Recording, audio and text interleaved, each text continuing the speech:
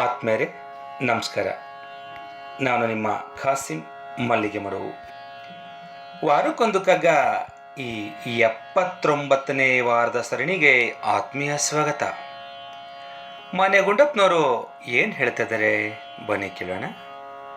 ಸ್ಮಿತವಿರಲಿ ವದನದಲ್ಲಿ ಕಿವಿಗೆ ಕೇಳಿಸದಿರಲಿ, ಸ್ಮಿತವಿರಲಿ ವದನದಲ್ಲಿ ಕಿವಿಗೆ ಕೇಳಿಸದೆ ಇರಲಿ, ಹಿತವಿರಲಿ ವಚನದಲ್ಲಿ ಋತವ ಬಿಡದಿರಲಿ, ಹಿತವು ಇರಲಿ ವಚನದಲ್ಲಿ ಋತವ ಬಿಡದೆ ಇರಲಿ, ಮಿತವಿರಲಿ ಮನಸ್ಸಿನುದ್ವೇಗದಲ್ಲಿ ಭೋಗದಲ್ಲಿ, ಮಿತವು ಇರಲಿ ಮನಸ್ಸಿನ ಉದ್ವೇಗದಲ್ಲಿ ಭೋಗದಲ್ಲಿ, ಅತಿ ಬೇಡವೆಲ್ಲಿಯೂ ಮಂಕುತಿಮ್ಮ, ಅತಿ ಬೇಡವು ಎಲ್ಲಿಯೂ ಮಂಕುತಿಮ್ಮ.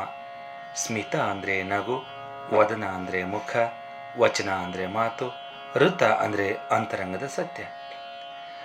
ನಮ್ಮ ಮುಖದಲ್ಲಿ ಯಾವಾಗಲೂ ನಗು ಇರಲಿ, ಆದರೆ ಅದು ಬೇರೆಯವರ ಕಿವಿಗೆ ಕೇಳಿಸ್ತಿರಲಿ.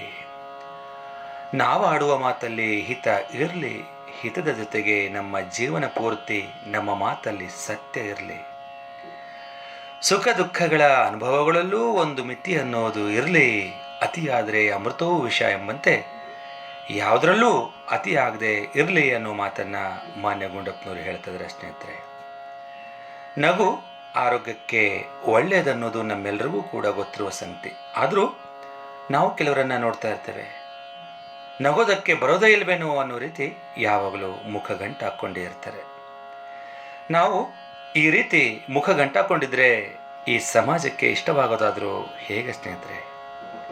ಮುಖದಲ್ಲಿ ಮಂದಹಾಸದ ಜೊತೆಗೆ ಸದಾ ನಗನಗುತ್ತಾ ಇದ್ದರೆ, ನಾವಾಡುವ ಮಾತು ಹಿತವಾಗಿದ್ದರೆ, ಸತ್ಯವಾಗಿದ್ದರೆ, ಎಲ್ಲರೊಟ್ಟಿಗೆ ಬೆರ್ತು ಬಾಳುವ ಗುಣ ಹೊಂದಿದ್ರೆ ಬದುಕು ಸುಂದರವಾಗೋದಕ್ಕೆ ಯಾವ ಸಂಶಯವೂ ಕೂಡ ಇಲ್ಲ ಸ್ನೇಹಿತರೆ. ನಮ್ಮ ಪುರಾತನರು ಹೇಳಿದ ಶ್ಲೋಕ ಹೀಗಿದೆ: ಸತ್ಯಂ ಬ್ರೂಯಾತ್ ಪ್ರಿಯಂ ಬ್ರೂಯಾತ್ ನ ಬ್ರೂಯಾತ್ ಸತ್ಯಂ ಅಪ್ರಿಯಂ ಅಂತ. ಅಂದರೆ ಸತ್ಯವನ್ನೇ ನುಡಿಬೇಕು, ಪ್ರಿಯವಾದ ಮಾತನ್ನೇ ನುಡಿಬೇಕು, ಮಾತು ಮಿತವಾಗಿರಬೇಕು. ಆದರೆ ಸತ್ಯವನ್ನು ಕೇಳೋನಿಗೆ ಅಪ್ರಿಯವಾದರೆ ಅದೇ ಸತ್ಯವನ್ನು ಪ್ರಿಯವಾಗುವಂತೆ ಹಿತವಾಗಿ ನುಡಿಬೇಕು ಅಂತ.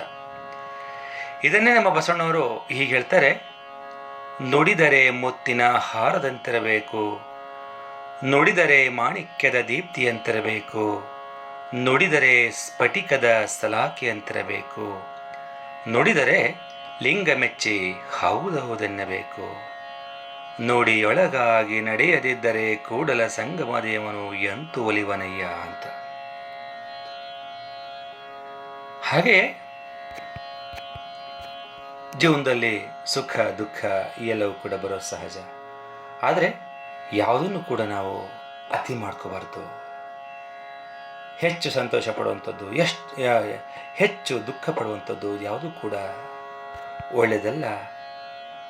ಪ್ರತಿಯೊಂದಕ್ಕೂ ಕೂಡ ಒಂದು ಮಿತಿ ಅನ್ನೋದು ಇದ್ದರೆ ಜೀವನ ತುಂಬ ಸರಳವಾಗಿ, ರಸಮಯವಾಗಿ,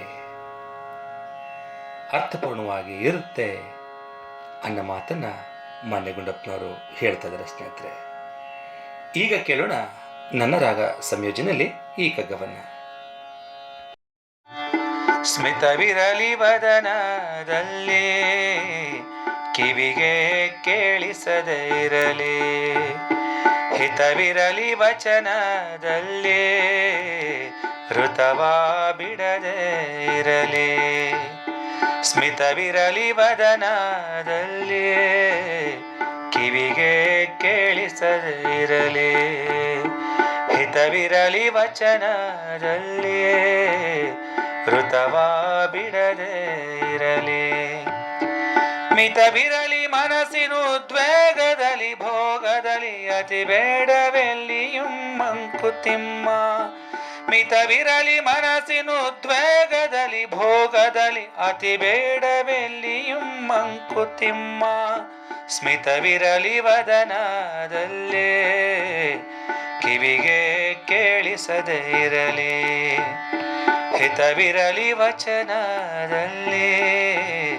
ಋತವ ಬಿಡದೆ ಇರಲಿ, ಸ್ಮಿತವಿರಲಿ ವದನದಲ್ಲಿ, ಕಿವಿಗೆ ಕೇಳಿಸದೆ ಇರಲಿ, ಹಿತವಿರಲಿ ವಚನದಲ್ಲಿ, ಋತವ ಬಿಡದೆ ಇರಲಿ, ಋತವ ಬಿಡದೆ ಇರಲಿ,